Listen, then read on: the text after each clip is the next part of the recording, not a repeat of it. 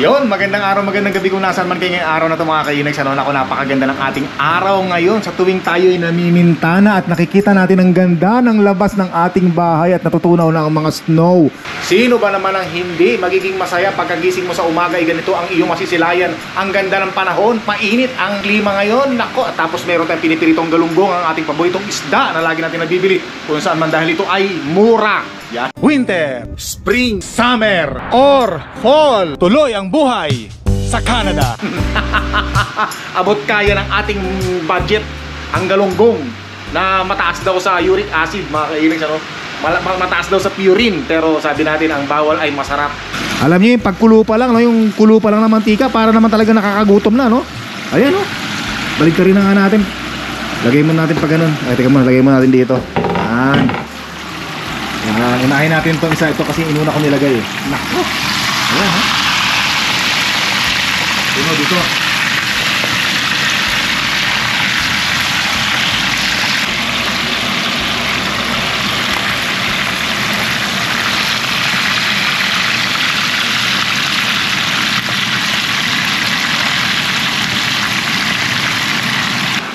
Sarap. Nako. Ano pa lang eh, no? Yung nakikita mo pa lang yung brownish ng skin ng isda eh, no? Talagang nako, nakakagupo, pambihira. Yan, no? Grabe, tahimik dito sa labas ng bahay natin, mga kainags, oh. Ang maingay lang dito yung bunganga ko eh, no? Wala nang mga snow dito, no? Nako, ayun na, oh. Nakikita na natin yung mga sanga ng kahoy na yan, yung pinagputulan natin, ano? Last year, ayan, no? Tatapon ko dapat yan. Pero ngayong taon na to, itatapon natin. Ako, lumalabas na yung cord, oh. Kukunin ko na rin pala tong cord na to. Baka maya-maya ng konti pagkatapos natin magpirito at kumain. Kunin ko na rin to, tapos sa next year na lang uli natin ilalagay dito. Yan. Kasi ito, doon sa mga hindi nakakaalam, ito yung cable ng kuryente, kable ng kuryente. Pagka malamig, di ba sinasaksak natin yung black heater ng sasakyan ng mga prinsesita natin at ni Mahal na Reyna para hindi masyado ma-frozen yung madaling mag-start yung sasakyan. Ayan, oh, tanggalin ko na to. Tapos wow, ang ganda, oh, grabe, oh. Hindi na sumasakit yung ating likod ng ating balikat sa pagpapala at pagsushovel ng snow, no? Kamusta niluluto natin dito? Ba, okay na. Ayan, oh. Sarap yan. Buksan muna natin yung bintana kasi hindi naman ganun kalamig na ngayon para pumasok yung matanggal yung sarap ng hangin, no? Malamig-lamig ng konti lang, yeah. Para yung kasi nung isda nandito no. Although meron naman tayong exhaust, pero iba pa rin yung may mga pumapasok na fresh air mula sa labas. Yan, di ba mga kainis, ano? Yun, no? Yun, no?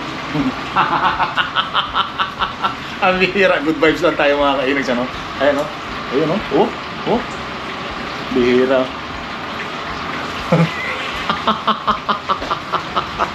Yan, maganda yung masaya tayo lagi, no? Tapos mamaya ng konti, pag nagutom na tayo sa kakatawa, kain naman tayo ngayon itong ating niluluto. Yan, pinarito. Sarap lang. So, syempre, ito, mag-aabang ng pagkain na naman si Saya. Pero mukhang okay na to, baka masunog. Nako. Wow. Alright, pwede. So, dito naman. Tapos hinahanda ko na yung natin, yung ulam natin mamaya kasi may pasok tayo ngayon, kanin. O di ba nung araw yung pambalot nila yung dahon ng saging. Ako naman foil ngayon, yan. Balutin natin ng foil. Isang piraso lang ng isda ang natin, ulam natin. Kaya mo na tayo mga kainags, ano? Nako, nandiyan ka na naman. Inunahan mo na naman ako sa upuan, si Papa Inags, ha? Baba ka na, halika na. Kakain na si Papa Inags, oh. Nako, sarap, nako. Bira. Alis ka niya. O tara, bigyan ko ng pagkain to si Saya para bumaba rito. Halika, kami. Let's go. Good girl. Sarap lang, oh. Tapos nakakamay lang tayo, no? Yun. Sausaw natin konti lang, nako. Sarap. Kain tayo mga kainags, ano? Sarap. Ganda na dito maglakad, oh. Linis na, oh. Ayan, nako. So kunin na natin tong itong kable na to. Kasi mahirap na baka madali pa ng iba, no? Yan. Tanggalin na natin to. Ayan, oh. Kunin muna natin to. Yan. Kasi ito, kinakabit namin to, nilalagay namin to sa kable para kung sakaling may dumaan doon sa pathway natin, hindi matalisod nung kable. Kaya nilalagyan natin ito, no? Nandito yan. Nandito yung kable na sa ilalim niya. Para kung sakaling may dumadaan dito lang. Diyan mo natin lagayan. Yun, haba rin to eh. Mahaba rin, no? Kunin na natin at naka. Yan. Oy, by the way mga kainags, ano? Kung napapansin niyo yung suot ko, to, tagal na sa akin yan, 2010. Yeah. Yun. Kung napapansin nyo, hanggang ngayon, tingnan nyo, ano, kasya pa rin sa akin. Ibig sabihin, pag kasya pa rin sa akin, ibig sabihin, hindi tayo tumaba, ano, mga kainags, ano? Yung katawan natin, yung health natin, yung ating build ng body natin is nami-maintain natin. Yan. Kalbo na nga tayo. Kalbo na, tapos lumaki pa yung tiyan natin. Yan, oh. Pag lumaki ang tiyan mo, nagkaedad ka na, tapos kalbo ka pa, sabi nila katapusan na raw ng pagkalalaki yun. Kaya ako gusto ko habang nagkakaedad ako, nami-maintain ko yung health, yung figure. Yabang yun. Hindi, syempre proud lang tayo mga kainags, ano? Kasi isa yan sa mga inaalagaan natin, yung health natin. O diba, lingon agad pag mayroong dumaan, lalo na yung magaganda't sexy. Ang bihira, baka malita ako sa trabaho. Sandali mga kainags, minsan kasi pag winter, diba, minsan pinapala natin yung harapan ng bahay natin. Yan, pinapala natin to, diba? So yung pag nag-snow kasi, yung pinapala lang natin, sinashovel lang natin para tanggalin yung snow, yung nasa boundary lang ng ating property. Yan, tapos yung iba, ginagawa nila, sinasama na rin nila yung pag-shovel ng snow sa harapan ng kapitbahay. Yan, kaya lang ang problema kasi minsan, pagka yung kapitbahay naman natin yung nag-shovel at hindi sinyovel yung harapan ng bahay natin, ay medyo magtatampo tayo, no? Kaya mas maganda talaga kung pag nag-shovel ka ng snow, yung sa harapan mo na lang, para hindi ka na aasa sa kapitbahay mo na iso-shovel din yung mga snow na nasa harapan ng bahay mo. Halimbawa, nag-shovel siya ng snow, tapos nakita mo hindi sinyovel yung snow sa harapan ng bahay mo, na ginagawa mo naman pag nag-shovel ka ng snow, dinadamay mo na yung harapan ng kapitbahay mo para matanggal yung snow. Pero pag yung kapitbahay mo hindi tinanggal yung snow sa harapan ng bahay mo, di ba parang magtatampo ka, di ba? Or magdadamdam ka kasi bakit ako sinushovel ko yung yung harapan ng kapitbahay ko, tapos nung siya na magso-shovel hindi man lang sinyovel yung snow sa harapan ng bahay ko, di ba? Di ba? Kasi baka sa bandang huli mag-away pa kayo, sabihin pa niya, shovel ka na shovel sa bahay ko, tapos ina-expect mo i-shovel ko rin yung harapan ng bahay mo. So mas maganda, huwag na kayong mag-asahan. Kaya ako talaga pag nag-shovel ako ng snow, kung ano lang yung nasa harapan ko. Kasi para kung sakaling mag-shovel siya ng snow yung kapitbahay natin at hindi sinama yung harapan ng bahay natin, okay lang. Kasi nga hindi naman tayo umaasa. So mas maganda na yung ganun. Sa akin lang naman yung mga kainags, ano? Ay naku po, Panginoon. Yan, so nandito na tayo sa bahay mga kainags, ano? Galing sa trabaho at pagod na ako. Sakit sa likod, grabe. Aray. Kakabuhat. Aray ko po, Panginoon. Nandito na yata si... Ayun, nako. Kakaway lang din yung mahal na Reyna.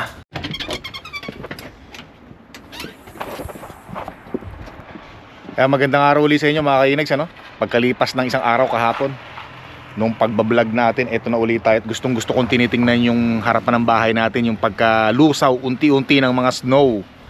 Ayan, oh, nako, ang ganda na, no? Ang ganda na, nako.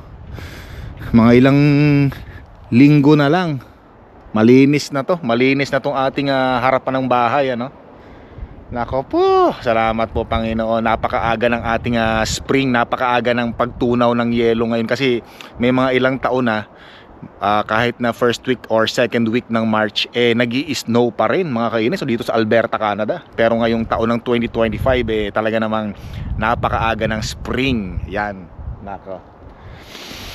Ay, napakasarap suminghot ng masarap, malilamnam at fresh ng hangin. Ito nilagay natin para yung mga naglalakad papunta rito, Yan, mga dyan, mga naglalakad, eh makita nila na merong sign dito. Kumbaga makuha yung attention nila na merong cord. Di ba naglagay tayo ng kable ng kuryente dyan para sa mga black heater na sasakyan, di ba? Yan, para warning sa mga pedestrian na dumadaan dito. Ngayon, wala nang snow mga kainis. Anong kunin na natin to at baka makuha pa ng iba. Medyo mahal din to Yan, $10 to $11 yata bili natin dito sa Canadian Tire, ano? Yan, nako, hindi na sikat ng araw. Yan, kung napapansin nyo, hindi pa ako nagpalit ng damit, no, mga kainis, mula kahapon, ano? Kasi ito na rin yung pinampasok ko sa trabaho natin kahapon, Kasi gusto ko, syempre, pagkatapos ng trabaho natin, medyo syempre yung mga pawis natin nandito na, di ba? Dumidikit na sa damit natin, yung mga sa kilikili natin minsan, syempre, pag nagtatrabaho tayo, pinagpapawisan yan, dumidikit na dito kasi mas gusto ko yung natutulog ako. Naamoy ko yung amoy. Especially yung pawis sa kilikili. Yung potok, alam niyo yung potok? Masarap matulog yan mas nakakahimbing ng tulog habang natutulog ka. Tapos yung amoy ng kilikili mo, yung potok sa kilikili mo, gumaganon habang natutulog ka. O di ba mas lalong hihimbing yung tulog natin, di ba?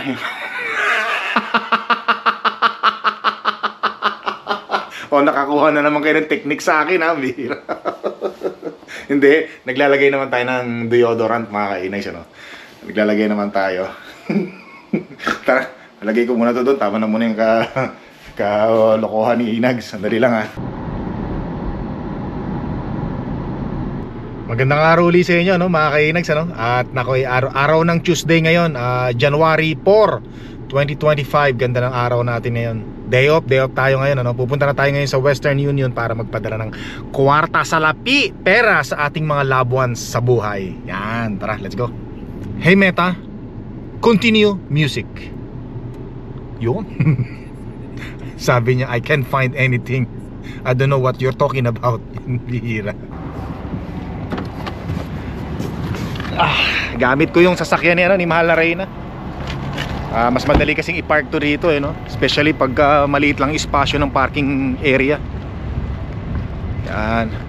Mukhang konti yung mga nagpapadala, bawal ang pila. Nako, dalawa lang, pwede, dalawa lang.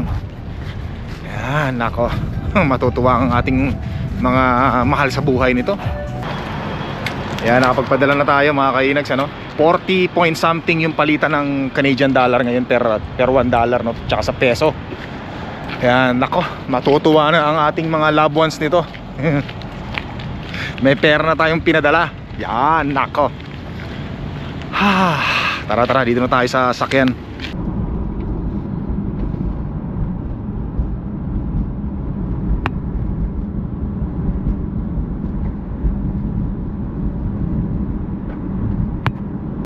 Ibang-iba na talaga yung lugar natin ngayon, Pag walang snow, Ganda, Wow! Wala nang snow. Yan, mo tayo, Tim Hortons. Bili lang tayo ng steep tea. Yan, nag-coffee na kasi tayo kanina, kaya tea na lang bibili natin ngayon. Kasi hinahabol ko yung roll up. Kung baka manalo tayo di ba? Yan, dito tayo. Tim Hortons. Would you like to try a double? Can I get a medium steep tea, please? Medium steep tea black or double rum? Just the regular one. Medium steep tea regular? Yes. 1 cream, 1 sugar, right? No sugar. Just black? Yeah, yes please. Okay. That's everything, thank you. Okay. Ayan, umiiwas tayo sa sugar, mga kainags, Kasi hindi na tayo masyadong kumakain ng oro, nagtitake ng matatamis sa ating katawan ngayon dahil sobrang sweet na tayo. Na kung baka masobrahan tayo sa sweet, alam nyo naman, mga kainags, So by the way, may mga nag-comment nga pala, mga kainags, tungkol nga pala dun sa Western Union. Bakit daw hindi na lang natin gawin yun through online? Mas madali raw gawin through online. So ginawa na rin kasi namin yun, Mahal na Reyna dati. Kaya lang parang nung nag-a-apply kami sa online, mabusisi. Pero mas mas komportable kami yung pupunta na lang kami dyan sa Western Union mismo. Mas madali, nakukuha ka agad ng mga pinagpapadala natin ng pera. Yan, mas komportable kami doon. Yan, maraming salamat sa comment nyo. Yan. Ayos. Hopefully manalo tayo, Excited na ako manalo Wag na sana wag na sana play. Don't play again. Sana naman free coffee free donut, or pinakamaganda sa lahat, you win a brand new car or pera. Yan, pwede. Hopefully, dito muna tayo, tambay muna tayo dito at mag-ututang dila muna tayo mga kainags, ano. Tapos meron tayong mga babasahing comment ngayon mga kainis, ano? Meron kasing nag-comment nung nag-banding kami ni Panganay na Prinsesa, no? Yan, so tungkol to doon sa pag-i-endorse, bakit daw hindi ko i-endorse yung business ni Panganay na Prinsesa. Samantalang pag bumibili naman tayo sa mga Tim Hortons, pinapakita natin at sinasabi natin kung ano yung mga binibili natin. So napakagandang tanong mga kainis, ano? Unahin natin si John Layson Jr. Yan. Shoutout sa iyo John Layson Jr. Thank you sa comment mo, no. Sabi niya, "Wag mo na tanggihan si Panganay kung i-endorse mo produkto niya, Inags. Yung Teams, yung dog food at Stiko nga na in-endorse mo sa video mo. Wala ka naman nahita ata doon sa talentado.ca or wala ka naman yata nakita doon sa talentado.ca." Yan, so wala pa kasing wala pa kasing kumukuha sa aking mag-endorse. Mukhang yata ako sa sa mga mag-endorse sa akin, mukhang hindi pa yata ako na-discover. Pamira naman, baka pwede niyo naman ako sa mga mga nag-endorse. Yan, kasi ang talentado.ca, yan yung ating endorsing company na nakapirma na tayo ng kontrata na hindi tayo pwedeng mag-endorse basta-basta. So bago natin sagutin yan, meron pa isang tanong dito. At si Reporter Joe, yan, shoutout si Reporter Joe. Sabi niya, "Boss Inags, tanong lang po, paano hindi pwede i-promote yung brand ni Panganay? Yung brand po na sapatos panay promote ko. Para panay ang promote mo. Pati yung ibang mga brands like sa coffee, yan yung sa Tim Hortons pag bumibili tayo, sa mga Starbucks ganyan, yung dog food. Syempre dahil sa pagsabi mo ng brands, mapapabili yung mga nanonood. Tanong lang naman po, no hate." Yan, thank you, thank you. Yan, alam nyo mga kainags, napakaganda ng mga tanong nyo talaga. So yun, gusto kong sagutin yan. That's a very good question. Kasi nung nakapirma na tayo ng kontrata sa talentado.ca, nahirapan din ako mag-vlog dati. May mga gusto akong bilhin na hindi ko mabili kasi nga naipapakita natin yung mga brand na binibili natin, pati mga company name na pinupuntahan natin.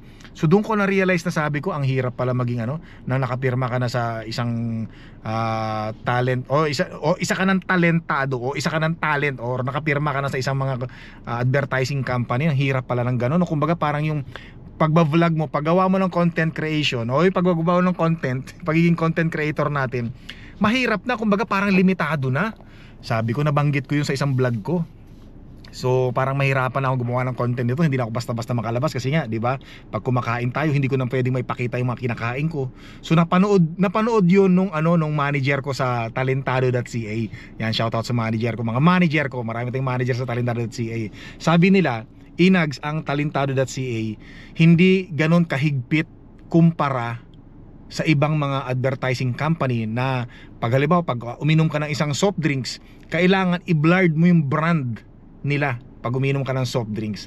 So, 'di ba, yung ibang advertising company ganyan eh. Tapos sabi niya sa akin, okay lang 'yan na pumunta ka sa halimbawa, pumunta ka ng Tim Hortons.